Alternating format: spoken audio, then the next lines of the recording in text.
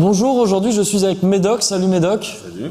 Avec Emeric, salut Emeric. Salut Moguri. Et aussi avec Zordon, puisque c'est le nom que j'ai décidé de donner à cette table, rapport à son côté lumineux et aussi au fait qu'elle nous donne des missions. La mission notamment de vous informer, c'était un petit peu préparé, je dois bien l'avouer. Vous informer, c'est pour ça qu'on va faire le point sur l'actu de la semaine, mais qu'on va aussi parler ensuite en vrac de Far Cry Primal, Horizon Zero Dawn, Life is Strange ou encore Call of Duty. Entre-temps, on sera regarder la critique de NBA 2K16. Je vous laisse essayer de trouver un rapport entre tout ça pendant qu'on regarde le générique. Bienvenue dans l'Hebdo JV.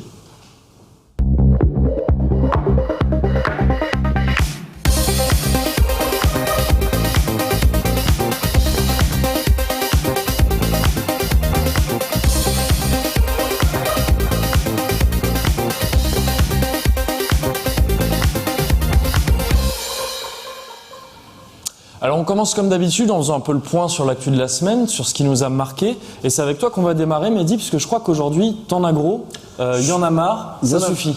J'en ai gros, il y en a marre, ça suffit. Moi j'ai envie de parler de la grève imminente, potentielle, des doubleurs de jeux vidéo aux States. Alors pourquoi Parce que j'ai envie d'apporter une petite dimension lutte des classes à l'émission. Oui, c'est important. Et aussi parce que dans la mesure où nous on aime particulièrement jouer aux jeux en VO pour avoir la full expérience, voilà, ça nous intéresse à fond. Donc c'est quoi l'histoire? Vous avez probablement entendu parler de ces comédiens américains qui doublent entre autres du jeu vidéo et qui depuis plusieurs semaines faisaient la gueule parce qu'ils avaient un certain nombre de revendications. C'était quoi à peu près je vais y venir. D'accord. Juste le syndicat, donc le syndicat il s'est organisé parce que c'est ça un petit peu la news, c'est que le syndicat s'est organisé et a fait un style de référendum. Le résultat c'est que plus de 95% des syndiqués disent si on est chaud pour faire une grève, si on n'arrive pas à s'entendre avec nos employeurs, voilà, on est là. On est chaud si on n'arrive pas à s'entendre avec nos employeurs. Il y a un petit pourcentage qui fait non mais si tout se passe très bien. Non mais ça moi j'ai mon projet. Il n'y a pas de problème, voilà. D'accord. Je suis sur le prochain assassin. Et donc ça veut pas dire qu'ils sont en grève actuellement, mais ça veut dire que voilà, potentiellement, s'ils veulent faire grève, tous les voyants sont au vert. Donc c'est quoi l'objet de la Discord? C'est quoi les revendications? Tu peux en apprendre pas mal en fait en allant jeter un œil au blog de Will Wheaton. Alors c'est un comédien, il fait partie un petit peu des icônes un peu geek aux States. Le mec, il a notamment participé à du Star Trek, il joue dans Big Bang Theory. Okay. Et il explique parce que lui-même il s'est fait il est syndiqué, il fait partie de ce mouvement-là et il s'est fait interpeller par des gens qui disaient pourquoi tu casses les couilles. Et donc il explique voilà l'objet de la Discord en gros entre ces comédiens, ces doubleurs et les éditeurs de jeux, les employeurs. Alors, quand on parle d'éditeurs, c'est les gros éditeurs. Éditeurs de jeux vidéo en particulier. Voilà, en particulier les EA, Activision, Warner, Disney ou encore Rockstar. C'est que dans un premier temps, c'est pécunier, c'est des sous qu'ils veulent, mais pas n'importe comment, pas on veut plus de sous. Simplement, voilà, ils proposent un système de primes en fait dans le cadre de jeux à succès. C'est-à-dire, tu as écoulé 2 millions d'unités. Tu me lâches un petit billet. Pense à nous. Ouais, voilà. C'est ça. Et tous les 2 millions, pense à nous parce que c'est vrai que le succès d'un jeu repose souvent sur le doublage, l'acting, les émotions, tout ça. Donc c'est un genre d'intéressement sur les. Un intéressement. Pas tout à fait, mais des primes liées. Pas l'infini, jusqu'à 8 millions. Au-dessus de 8 millions, tout ce que tu gagnes. Là, on parle de jeux, on parle des GTA et des Call of et compagnie. Voilà. Au-dessus, tu gardes. Mais voilà, un intéressement sur le jeu. Une demande qu'on peut juger raisonnable a priori. Il n'y a pas eu de somme donnée. C'est dans le principe. Voilà. Dans le principe, d'accord. Okay. Exactement. Et aussi une deuxième revendication, c'est pour les doublages, les sessions de doublage stressantes. Ouais. Celles où tu dois faire beaucoup d'efforts, les réduire à 2 heures par jour. Alors on serait tenté de dire, attends quoi, 2 heures par jour et puis le truc, arrête de te foutre la gueule.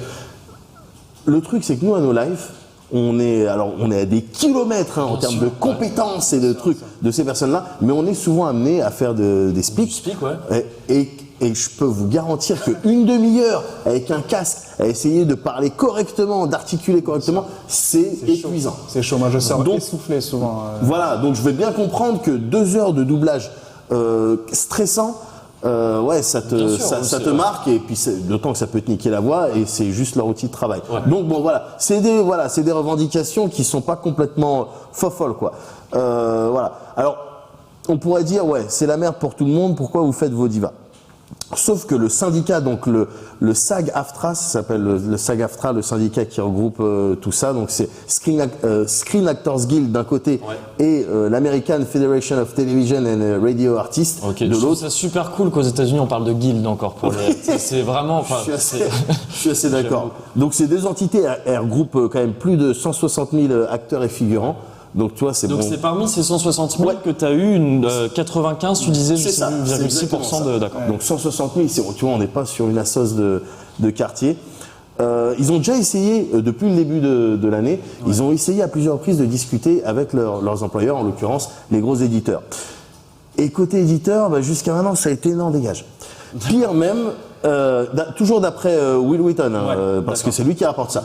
Pire même, les éditeurs ont des demandes un petit peu vénères. Type une amende de $2 500 si tu arrives en retard aux sessions de doublage, ou si ils ont l'impression que t'es $2 500 ou s'ils ont l'impression que t'es pas dedans. C'est une amende qui est donnée à qui? Alors là, c'est une amende qui est donnée aux performeurs en l'occurrence, parce qu'ils ont aussi d'autres conditions avec les agences, avec les agents. Individuellement. Ouais, une amende de $2 500 normal, s'ils ont l'impression que t'étais pas dedans. Okay. C'est-à-dire concrètement, tu reçois un texto pendant que t'es en train de doubler, non, moins $2 500. Et comment tu juges si t'es dedans? Mais non, mais justement, c'est complètement pété comme condition.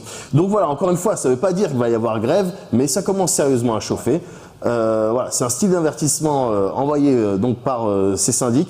On peut faire grève quand on veut, donc après c'est toi qui devrais expliquer le retard dans tes sorties. Et le retard dans les sorties, les éditeurs en règle générale, ils n'aiment pas trop. Pas trop ça. Donc voilà, on imagine que ça va se régler à l'amiable comme d'habitude. On voit mal les gens dire, les éditeurs dire, allez tous vous faire niquer, on va prendre des nouvelles personnes. Bien sûr. Mais c'est des groupes qui peuvent avoir à terme un certain.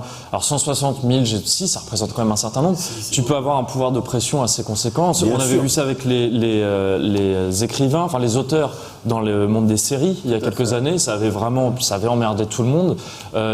Certains groupes de cast de doubleurs avaient pu, notamment des Français, avaient pu un peu faire changer quelque chose, ou en tout cas mettre des grosses pressions, notamment sur des grosses séries comme Friends et tout ça. Ouais, quand t'as des voix comme ça, c'est pas facile de changer et tout. Et d'autant que maintenant, dans ce milieu, tu commences à avoir des styles de noms, tu vois. Avant, c'était des gens un petit peu. Là, aujourd'hui, t'es capable de sortir des noms comme Troy Baker, par exemple. Ouais. Tu vois, ce mec-là, sans sa performance, The Last of Us, tu vois, c'est pas la même expérience. David Hayter. Ouais, exactement, pour Snake. Qui n'est plus maintenant Snake, justement. Mais le mec, il a incarné quelque chose, tu vois. C'est des noms comme ça. Voilà quoi, c'est important d'avoir des performeurs talentueux. Mais on est encore loin en termes de comédiens de doublage de la reconnaissance qu'ils peuvent avoir au Japon, enfin les seiyuu, tout ça, où là c'est un autre, t'as l'impression que c'est un autre statut quoi. Enfin les gens sont capables de te citer des seiyuu. En France et aux États-Unis, j'ai l'impression que c'est aux États-Unis peut-être un peu plus qu'en France, mais on n'en est pas encore là. En France, on sait dire c'est la voix de Bruce Willis, mais la plupart du temps, c'est la voix de Son Goku aussi.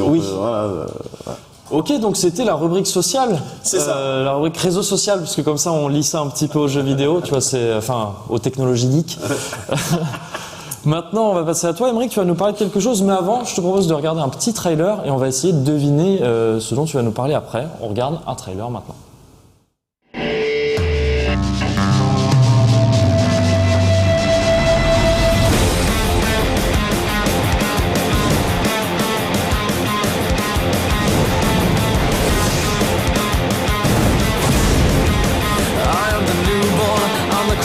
I am velocity, I am the rapture, I'm the destroyer, I am the cavalry, I am the poison, I am the powder, I am the fighter, I'm the protector, I am the AC, I am the DC, I am electric, I am electric, I am electric, I am electric,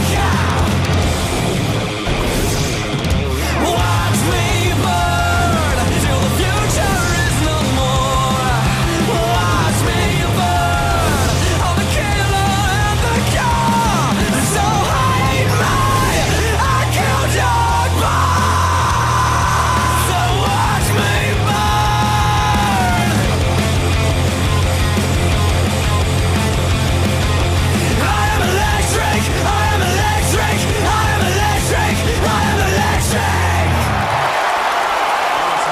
de Rock Band 4. Alors Aymeric, de quoi tu vas nous parler? Je vais vous parler de Rock Band 4, c'est incroyable. C'est vraiment incroyable. C'est ouf.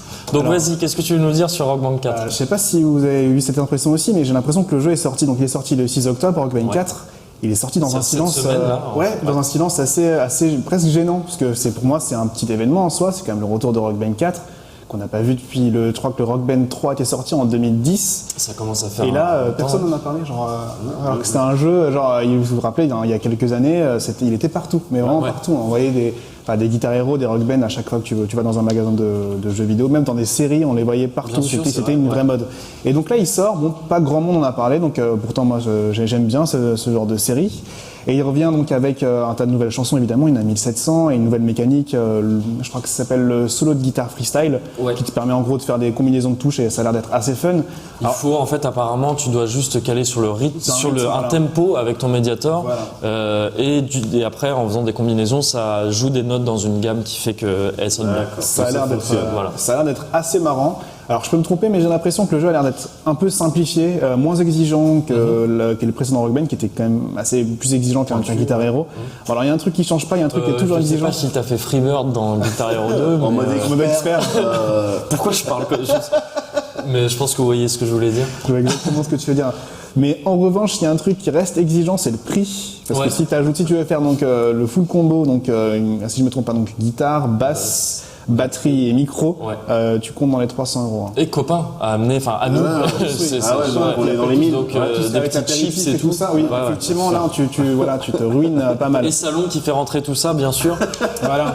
Donc faut 300 € quand même. 300 €, ça je crois que c'est 300 $, mais bon, ça doit être à peu près 300 €. Ça fait quand même. Parce qu'on se galère pas en Europe, la conversion. Mais il faut savoir qu'il y a la majorité, pas tous, mais la majorité des instruments des anciennes générations restent compatibles. Donc ça allège un petit peu la note, mais bon, ça reste quand même un petit peu salé pour du Rock Band. En sachant que le rival, donc Guitar Hero Live, sort dans quelques semaines d'ailleurs, le 23, si je ne me trompe pas. Et c'est vrai que c'est marrant de voir revenir les deux gros jeux du mouvement guitare simulée, avec Guitar Freaks mais qu'on n'a pas en France.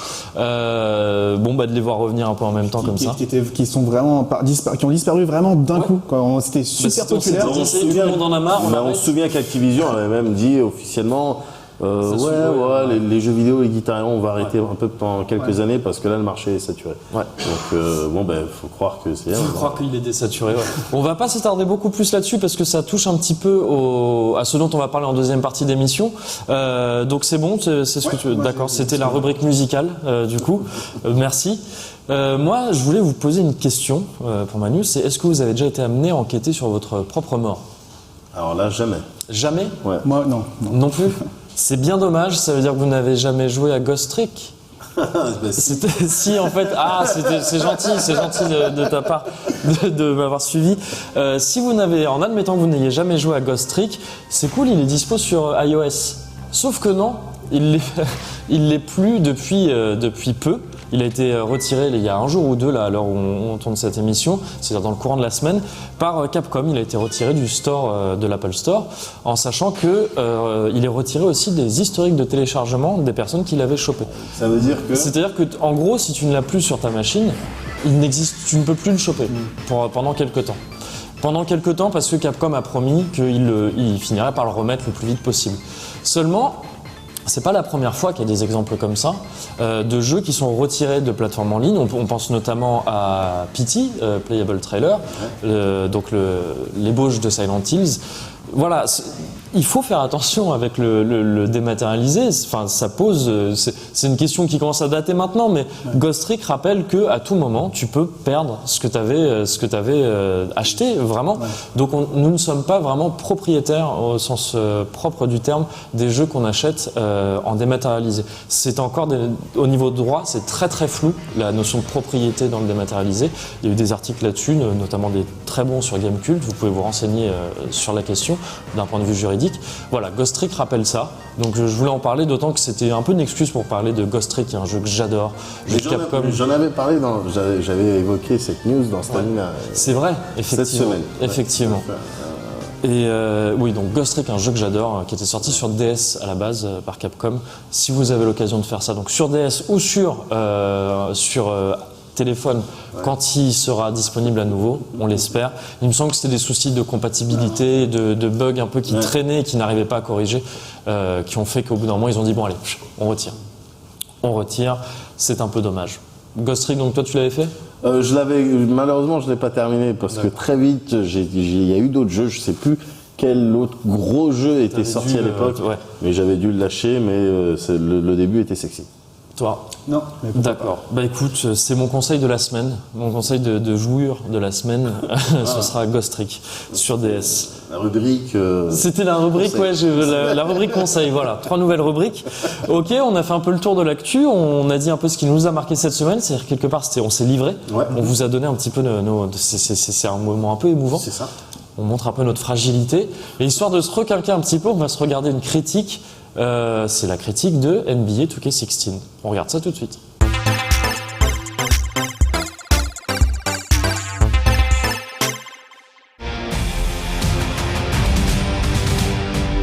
Depuis qu'il trône au sommet des simulations de sport, NBA 2K se paye chaque année le luxe d'au moins un partenariat de prestige. On se souvient notamment de NBA 2K11, celui par lequel tout a commencé et qui mettait à l'honneur son Altesse Jordan. La saison suivante, la série a rendu un vaste hommage à une quinzaine de joueurs du Hall of Fame. Une année, LeBron James a eu un mode de jeu qui lui était entièrement dédié. Les développeurs sont même allés jusqu'à proposer à Jay-Z et Pharrell Williams de concocter chacun la playlist d'un épisode. Avec NBA 2K16, 2K Sports et Visual Concept poursuivent évidemment sur cette lancée. On pourrait vous parler de DJ Premier, DJ Mustard et DJ Khaled qui se partagent ici les platines. Mais ce que l'on retiendra de NBA 2K16 en matière de featuring, c'est surtout sa collaboration avec Spike Lee.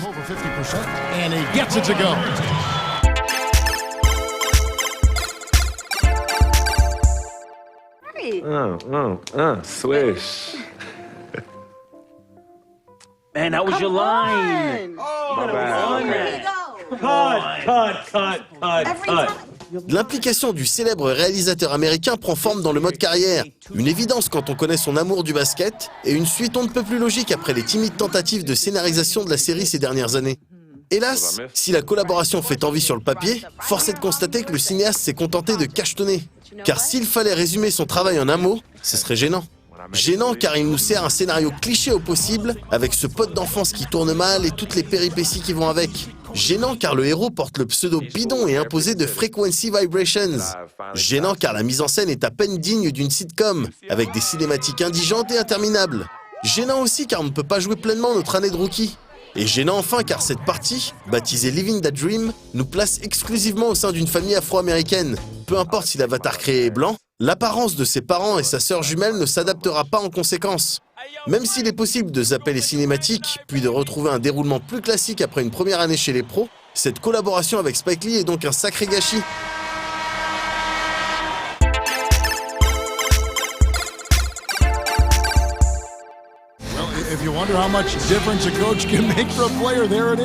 Heureusement, NBA 2K16 ne se résume pas à son mode carrière. Pour se refaire, le titre de Visual Concept peut compter sur un gameplay en béton, et dont le degré de réalisme continue de grimper chaque année. Plutôt que de simplifier son jeu pour tenter d'attirer un nouveau public, le studio américain fait en effet le pari inverse, et pousse la simulation encore plus loin. Le rythme a ainsi été revu à la baisse, les appuis sont mieux marqués, tandis que la gestion des contacts s'avère moins permissive et donne des défenses toujours plus resserrées. La série trouve ici un bon compromis entre le côté spectaculaire propre au basket et sa dimension collective, et oblige logiquement à faire tourner la balle en attendant une fenêtre de tir. Trouver un partenaire démarqué ou capable de mettre un coup de rein décisif est d'autant plus important que le timing des shoots est encore plus rigoureux cette année. Les lancers francs permettent de bien s'en rendre compte, surtout quand on joue à l'extérieur et que l'écran se met à trembler pour simuler la pression ressentie par le joueur. Ceci dit, NBA 2K16 ne se la joue pas complètement élitiste. Malgré un gameplay qui n'est pas toujours facile d'appréhender et l'implication tactique qu'il demande, il essaie à sa manière d'être plus accessible que ses aînés. Cela se traduit par une redistribution des touches, puisqu'il est maintenant possible de réaliser des passes avec rebond ou des passes lobées directement grâce au bouton de façade de la manette, et donc de jouer plus facilement dans les intervalles. On remarque également que le jeu défensif a gagné en efficacité, notamment grâce à l'apparition d'un indicateur visuel qui vire au vert pour signaler un bon placement, ou tout simplement parce qu'il est désormais plus facile de bâcher un adversaire. Ce qui est regrettable en revanche, c'est que NBA 2K16 est comme ses aînés, plombé par la présence d'une monnaie virtuelle. Utile notamment en carrière pour améliorer les capacités de son joueur, cette dernière se gagne de manière très simple en faisant des matchs dans à peu près n'importe quel mode. Le problème, c'est qu'il est aussi possible de s'en offrir avec de l'argent réel via des microtransactions, ce qui implique fatalement un certain nombre de restrictions. Comme l'année dernière, le contenu se retrouve donc bridé lorsque l'on joue sans connexion, et les sauvegardes sont intempestives sur les serveurs du jeu.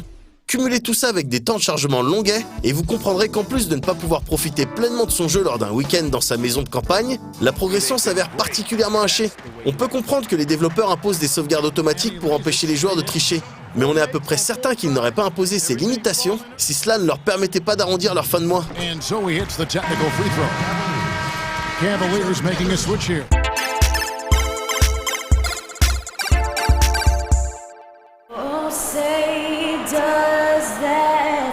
Si Spike Lee n'était pas passé au travers avec son scénario tout pété, NBA 2K16 aurait rendu une copie proche de la perfection. Certes, on pourra toujours lui reprocher son IA adverse impitoyable, ses temps de chargement particulièrement longs, ou toutes les limitations liées à son système de monnaie virtuelle. Mais vu le boulot réalisé par Visual Concept, il serait presque malhonnête de faire la fine bouche. Car peu importe la discipline, NBA 2K16 n'a pas d'équivalent sur le terrain des simulations sportives. Que ce soit en termes de modélisation ou de gestuelle, sa réalisation surclasse à peu près tout ce qui peut se faire ailleurs. Les attitudes et autres mimiques, toujours plus nombreuses, suintent le réel et viennent brouiller un peu plus la frontière avec une simple retransmission télévisée.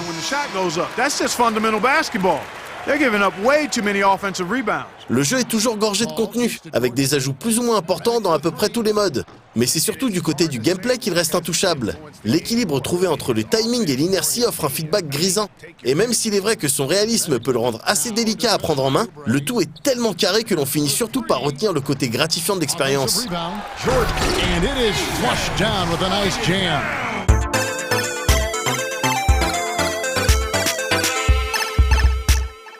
Voilà, c'était la critique de NBA 2K16, donc avec ce petit mode carrière, histoire par Spike Lee qui apparemment n'est pas tout à fait convaincant. Bon, c'est dommage, mais écoute, tant pis.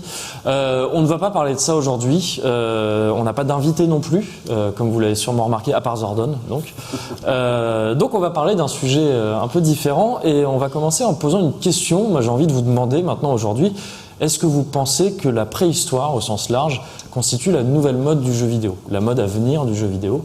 Alors pourquoi on pose cette question? C'est évidemment lié en grande partie à l'annonce de Far Cry Primal, qui a été faite par Ubisoft cette semaine, qui a été faite d'abord dans un teaser assez long, vous voyez un dézoom sur une peinture rupestre, puis par un trailer, on a finalement vu exactement ce qu'il en était. Déjà rapidement, vous, qu'est-ce que vous pensez de Far Cry Primal? C'est bien parce qu'il y a très clairement une volonté de surprendre, hein, le fait de se pointer avec autre chose que des mitraillettes. Ouais. Voilà, donc ce genre d'initiative, moi j'aime bien. Et puis ensuite, l'univers,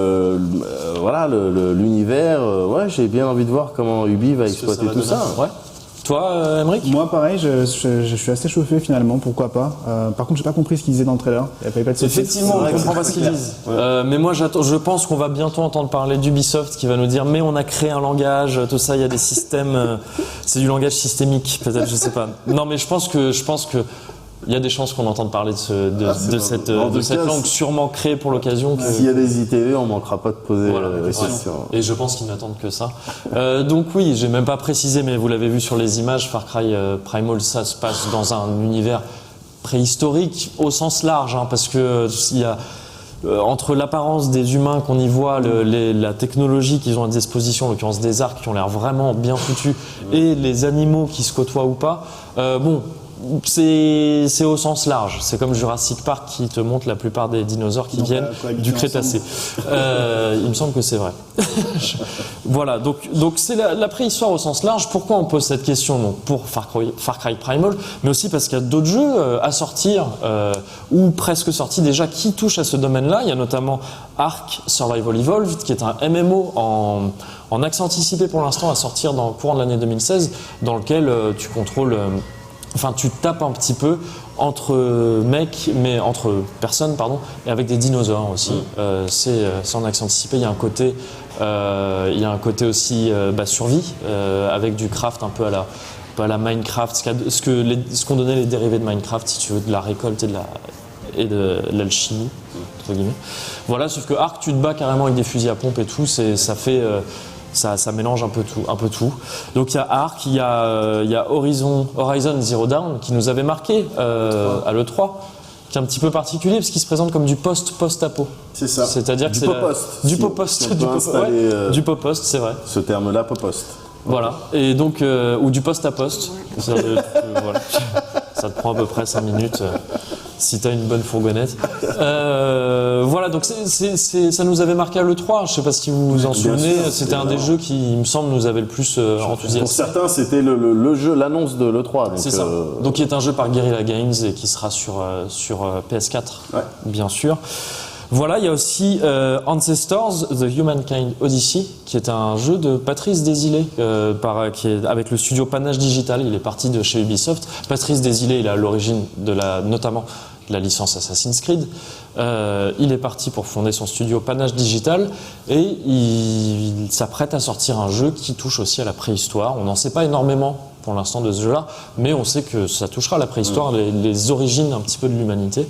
Donc Patrice Désilets, je ne sais pas ce qu'il pense du fait qu'il parte de chez Ubisoft pour faire un jeu un peu préhistorique et que Ubisoft le fasse aussi.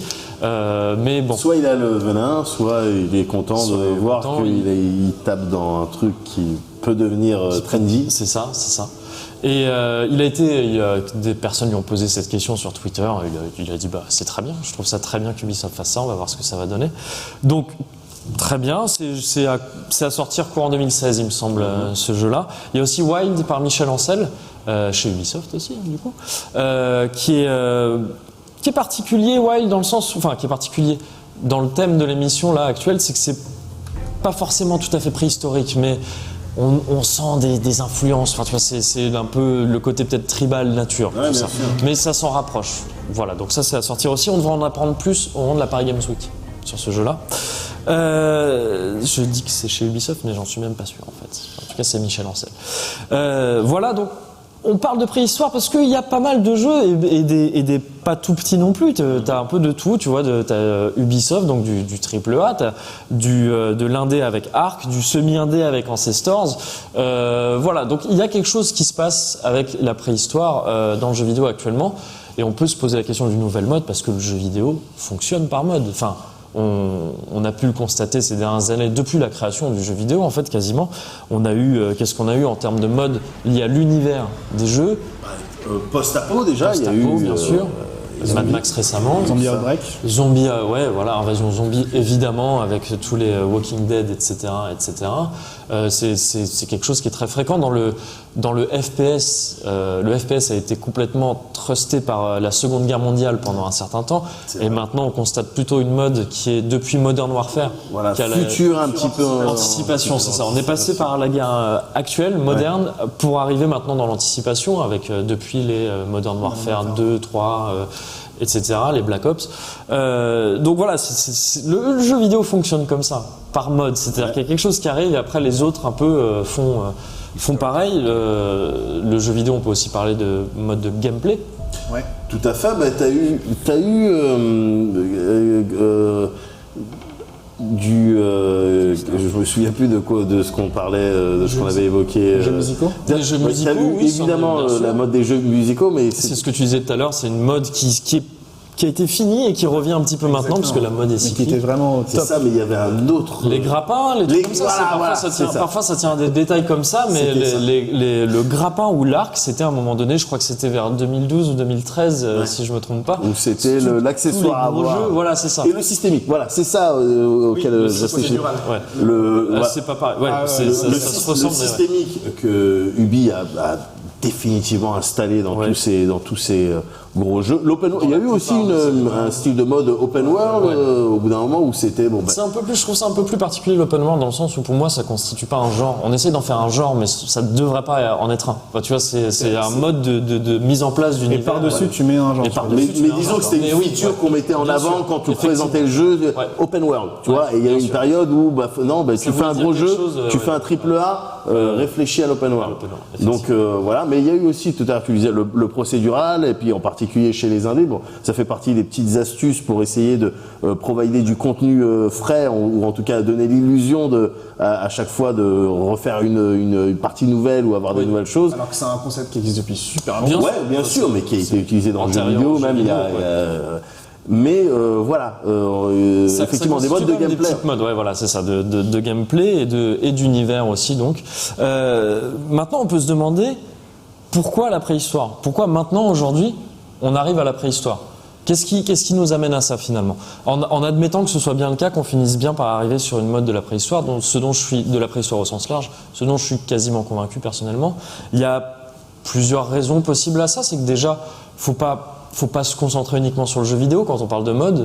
Évidemment, on parlait des zombies ou du post-apo. Tout ça, c'est des choses qui touchent au ciné, à la culture en règle générale, à la culture populaire en règle générale. Tous les domaines, ils subissent les modes.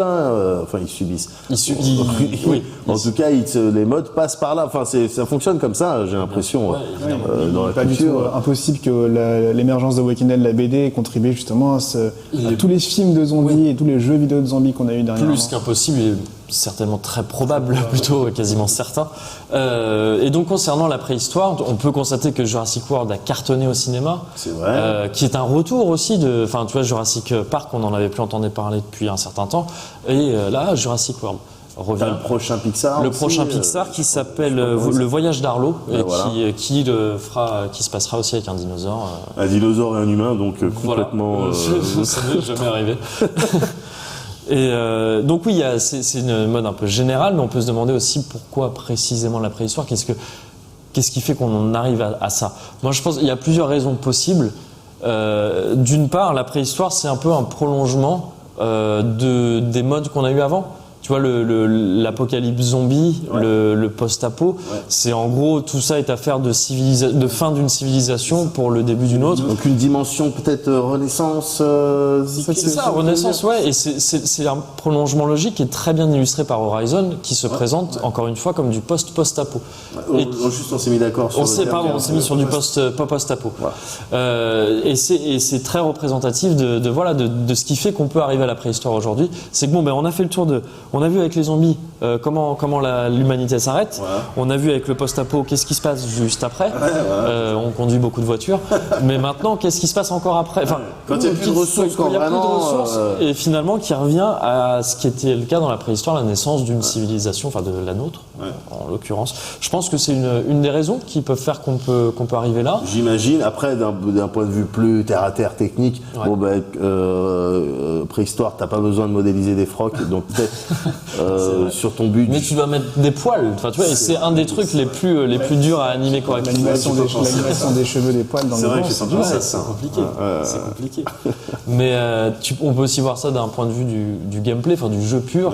C'est aussi un prolongement de ces modes du survival, de l'exploration survival dont on parlait, la Minecraft et tout ça, les Daisy et tout ce que tu as pu avoir. Je vais prendre des trucs dans le décor, les crafter, me faire des lances, par exemple. C'est tout à fait logique d'arriver à la préhistoire quand tu fais ça, vu que c'est là qu'on a inventé le craft.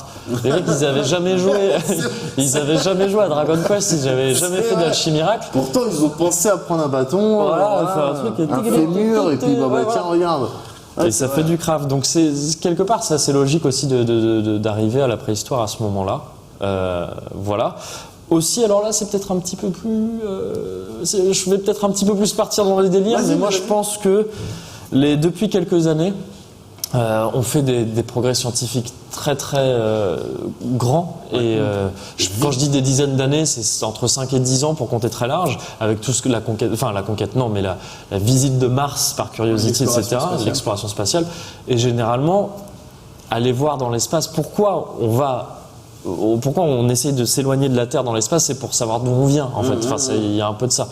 Donc, je pense que c'est lié, cette volonté, enfin, ces progrès spatiaux, et c'est peut-être le fait qu'on touche du doigt, qu'on espère toucher du doigt un peu certaines réponses qu'on attend depuis très longtemps, font peut-être qu'on s'intéresse aussi à nos origines, je sais pas ce que vous en pensez, à la préhistoire.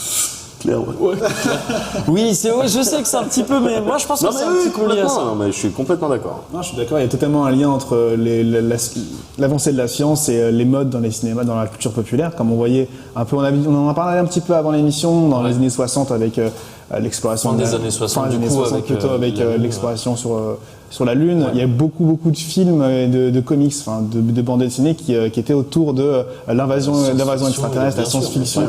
Et tout à fait, je pense que c'était complètement lié avec ces découvertes et ces explorations. Évidemment, ouais. Maintenant, pour la préhistoire, c'est moins certain parce que c'est pas un lien aussi évident que on est allé sur la Lune, donc on fait de la science-fiction. Mais ça m'étonnerait pas que ce soit lié, parce qu'il faut quand même. Ça vient de quelque part, ces modes-là. Enfin, tu vois, je veux dire, c'est pas là quand tu vois que disons Horizon, Far Cry, Wild et Ancestors, tout ça, c'est annoncé à peu près en même temps, tu vois, en l'espace d'une année. C'est-à-dire que c'est peu probable que mais après, on peut envisager aussi, bon, c'est une hypothèse, mais tu peux envisager aussi, voilà, de la fuite à droite à gauche, toi, de l'espionnage industriel. Attends, eux, ils sont sur quoi? Alors, c'est vrai que c'est un bon concept. Voilà, tu peux imaginer ça aussi parce que les modes, des fois, ça fonctionne un petit peu comme ça. Tu regardes vite fait ce que fait le voisin. Bon, attends, on va essayer de faire mieux, mais à peu près dans le même style. Tu penses que en partant de là, ça peut donner une vraie mode de fait parce que à force de cette copie un peu au début, ça donne très clairement. Et puis, alors là, en l'occurrence, Ubi avec son Far Cry se positionne. Je sais pas si on peut dire en tant que pionnier, mais en tout cas, je pense qu'il va être. S'il y a réellement une mode préhistoire, je pense qu'il sera en plein dedans. Donc le nez creux, mais si ça fonctionne, derrière, évidemment, tu vas avoir tout un tas de studios qui s'y prennent manifestement en retard, mais si ça c'est bien, ça on va faire. Et donc il va y avoir tout un tas de jeux là-dessus, ça c'est très probable. Ouais. Mais après avec la série Far Cry, je trouve que c'est vraiment inspiré comme choix parce que ça colle bien finalement. J'imagine déjà le genre de système, le genre de mécanique que tu pourras avoir. Après tout, Far Cry, les animaux, ils y ont une importance plutôt. En particulier dans les deux derniers. Ouais, en particulier. Ouais, quand je parle de Far Cry, depuis le 3. Je parle du 3 et du 4, évidemment. Voilà, il y a une importance au niveau, il y a de l'interaction avec la faune, tu vois. Bon, donc c'est pas étonnant d'avoir à chasser du tigre à dents de sabre ou du mammouth. Là aussi, c'est vrai que ce soit un hasard ou pas, mais les mécaniques qu'a mis en place Far Cry colle très bien à la chasse. Ouais, et donc, c'est ça. La chasse, la préhistoire, on pense souvent à la chasse. Tu sais, quand tu parles de la chasse, tu finis souvent par penser à la chasse au mammouth. Enfin, tu vois, sinon c'est vrai. Ou un truc, tu vois, mais chasser des gros trucs qui n'existent plus aujourd'hui, donc tu vas chercher du côté de la préhistoire, quoi. Ou des tigres plus dangereux, c'est des tigres avec des à dents de katana, parce que là celui de c'est à dents de katana. C'est des nodashi, carrément. Tu t'abats un cheval. Et donc le fait que tu parles un peu plus du jeu, ça me fait venir. C'est peut-être un peu comme ça qu'on va un peu conclure cette discussion. C'est vous l'accueillez comment cette mode? Tu vois, tu dis que toi sur Far Cry, t'es plutôt enthousiaste, j'ai l'impression. Ouais. Et en règle générale, si ça devait vraiment se constater, une mode du. Moi, je pense que si c'est bien, peu importe le contexte que tu m'as mis. C'est vrai qu'il y a des genres, il y a des univers, il y a des settings qui me parlent particulièrement. En l'occurrence, SF, futur, anticipation, moi j'aime bien. Les zombies, il me semble que les zombies, il n'y a aucun problème là-dessus, même post-apo en fait. Du coup, je me dis, préhistoire, peut-être que ça peut me plaire si on fait quelque chose de bien, en sachant que moi, il y a des titres type Robinson Requiem où il y avait une dimension un petit peu quand t'arrivais. Bon merde, j'ai pas de froc, je vais m'en faire un en prenant la peau d'un tigre à dents de sabre en l'occurrence. Et je vais me soigner mes maladies en prenant des plantes et en mangeant des graines. Moi j'aime bien ce genre de setting, donc là pour le coup je suis ouvert. Je pense que Far Cry il a des chances de me séduire s'ils font les choses bien. D'accord. Toi de ton côté? Moi je suis comme Mehdi pour les genres auxquels je suis plus ou moins sensible. Donc évidemment les zombies, évidemment le futurisme. Enfin, l'aspect futur. Et le futurisme, c'est autre chose. La sapologie, tu sais. Moi, je m'inscris dans le futurisme. Donc, moi, je suis plus sensible à ces délires science-fiction. Et c'est pour ça que, la préhistoire, pourquoi pas? Je suis pas du tout, ça me rebute pas du tout. Mais dans tous les jeux qu'on a cités, celui qui m'intéresse le plus, celui qui me chauffe le plus, ce sera donc Horizon, puisque c'est ce délire post, comme on dit. Post, c'est ce délire post-apocalyptique qui mélange, du coup, préhistoire et futur. Ouais. Ça peut être vraiment Ça cool. peut être sympa, ouais. Je suis assez d'accord avec toi. Moi, la préhistoire, en règle générale, ce thème, tu vois, les délires Rahan, tout ça, c'est... Ouais, mais ça peut me plaire, mais c'est pas mon délire de base. Tu vois, c'est pas vers là que j'irais spontanément. Donc, bon, c'est le thème lui-même, vu que là on parle bien d'une mode d'ambiance et pas de gameplay, même si les deux finissent par s'influencer. Bon, c'est pas ce qui me plaît le plus, mais j'attends de voir, comme tu dis, et comme tu dis, c'est Horizon qui me chauffe le plus pour l'instant, parce qu'ils ont l'air d'approcher ça de manière un minimum originale, ne serait-ce que dans l'ambiance. Voilà. Maintenant, Far Cry. Faudra. Moi, ce dont j'ai peur, si tu veux, c'est que les modes d'ambiance, souvent, j'ai l'impression que c'est du skin. Ouais. Mais en fait, c'est les modes de gameplay qui priment dans le jeu, et c'est celle-là qui se décline et qui reste solide. Et après, les modes d'ambiance, c'est du skin. T'as très peu de variations. Tu vois, on va te faire un truc sur les zombies. Bon, tu vas devoir gérer parfois l'infection. Donc, il va falloir. Tu dois ramasser des vaccins et te faire des vaccins, ou je sais pas. Ou si tu te fais mort, tu deviens un zombie et tu passes chez les méchants. Mais c'est des points assez minimes finalement qui font que les jeux se ressemblent, même si le setting n'est pas le même. Donc j'attends de voir de la part de Far Cry, j'attends vraiment une adaptation des formules du jeu au contexte. Vraiment. Moi, s'il se pointe, c'est simple, hein, et je terminerai là-dessus. S'il se pointe avec une mécanique où tu dois faire tourner ton coutelas pour savoir où se trouve ta prochaine mission, ils ont déjà. C'est ça, pour moi, voilà. Pour moi, déjà, il y a du Platycoon qui est en conséquence. Voilà. D'accord, ok, très bien. Bon, on va s'arrêter là sur la conversation de la préhistoire. L'avenir nous dira si on a raison d'imaginer une mode de la préhistoire ou pas. Mais on va pas se quitter tout de suite parce que dorénavant, on fait le jeu top en plateau.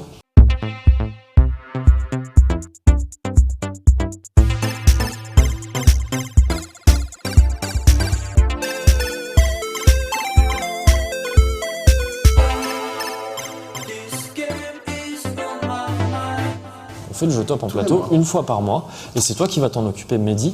Tu vas nous parler du jeu top de ce mois-ci parce que tu as effectivement une enveloppe qui contient des informations top secrètes. Il me semble que c'est un huissier qui te l'a passé juste avant l'émission. Voilà, costard cravate. Voilà. Donc, mais plutôt que de le lire bêtement, je vous propose de jeter un œil peut-être au magnéto. Ah, ça c'est du coup de théâtre. On va regarder le classement du staff en premier. On va regarder exactement les 5 places du staff en premier, puis après on va les commenter. Du staff de No Life, on regarde ça tout de suite. Pour cette reprise du jeu top, la sélection du staff de No Life s'ouvre sur une coïncidence complètement flippante, puisque c'est Metal Gear Solid 5 de Phantom Pain qui fait son entrée à la 5e place. À côté de ça, Splatoon et sa 4e place gentiment conservée n'impressionnent que peu, même si on aurait pu imaginer le jeu placé un peu plus haut dans le classement. La 3e place est partagée de manière très fair-play par Bloodborne, qui quitte le podium petit à petit, et Batman Arkham Knight, qui fait son entrée tardivement après sa critique quasi in extremis en fin de saison dernière. En 2e position, on retrouve Life is Strange Episode 1 Chrysalis, qui a tranquillement pris 2 places pendant l'été, sûrement en partie grâce à ses suites dont la conclusion arrive bientôt. Enfin, The Witcher 3 Wild Hunt conserve sa première place sans effort, alors même que l'on attend toujours son premier gros DLC prévu pour le 13 octobre. Voilà, donc c'est le top des jeux de la... Je ne sais plus parler, merci Edmond. C'était le top du staff de No Life, de l'ensemble du staff de No Life, nos 5 jeux préférés de ces 6 derniers mois.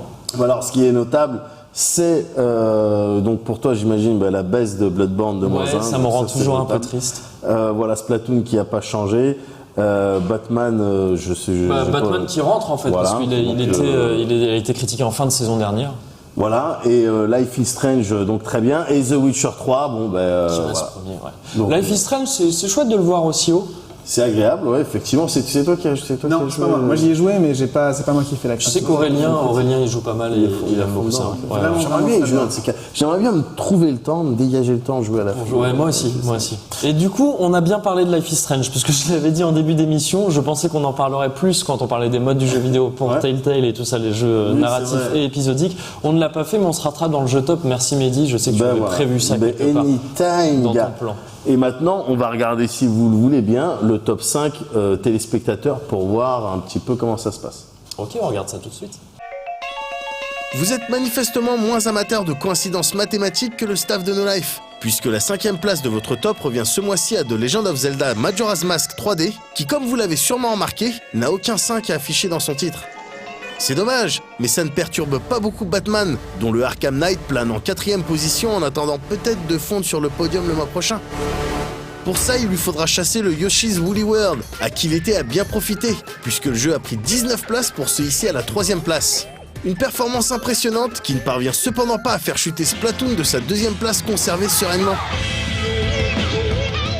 Et comme chaque histoire mérite une fin heureuse, The Witcher 3 trône au sommet de votre top comme du nôtre, célébrant ainsi une sorte de communion presque mystique, uniquement possible grâce à vous.